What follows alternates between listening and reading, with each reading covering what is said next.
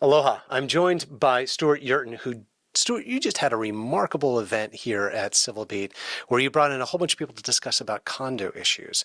And one of the things that was surprising was how large that condo community is. Yes, that's right, Nako. We have something like 400,000 or more people living in condominiums under condominium property regimes here. That, if as one of the panelists mentioned, if you put those people together and compare it to other islands, it would be our second largest island. Yeah, it's really remarkable how many people are living in condos. And there's been a lot of issues that condo owners have had to deal with lately. What are some of those?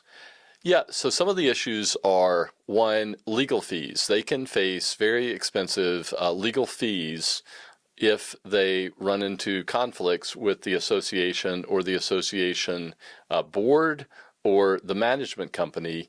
And in these situations, the owners can end up having to pay the legal fees of lawyers who are coming after them. Right. And some of those issues are, pretty seemingly small things. Yeah, some of the issue, and that's exactly the problem. I mean, sometimes, yes, if it's a big issue and someone's really violating the rules in a big way, doing something that would put the whole condominium association and property at risk of, for some reason, yes, it makes sense that the other owners shouldn't have to pay for lawyers in enforcing rules to prevent this kind of safety issue or health issue.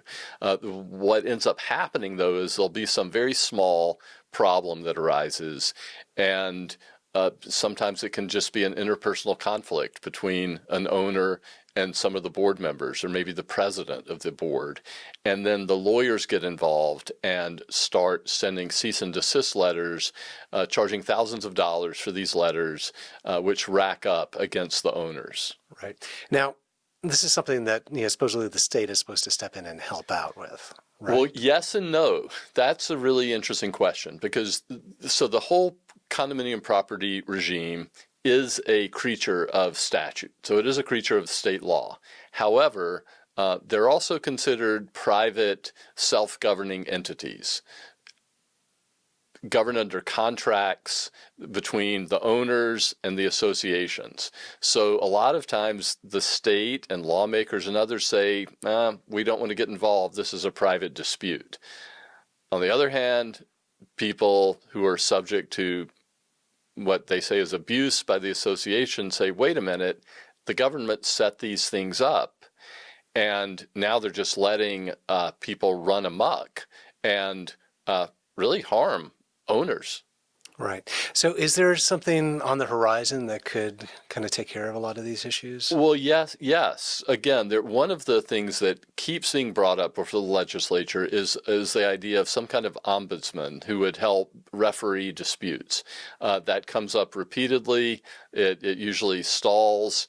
And that's where that is. There is mediation. So there is alternative dispute resolution through mediation. Again, the problem is if you talk to some of the owners and their advocates, they say it just doesn't work for us. They want something different. Whether that something different is an ombudsman or something else, we don't know. But there are things on the horizon. How far in the distance, it's just not clear. Right. Now, one thing that is very close and that's happening to a lot of condo owners, and you touched on a little bit in the event, was the great increase in insurance that's been happening after here in Hawaii. Yes, an enormous increase in insurance. In fact, I was just talking to someone right before I came in here. They were talking about insurance for a pretty large condominium complex had been $300,000 or $350,000, something like that. It had increased to $3.5 million.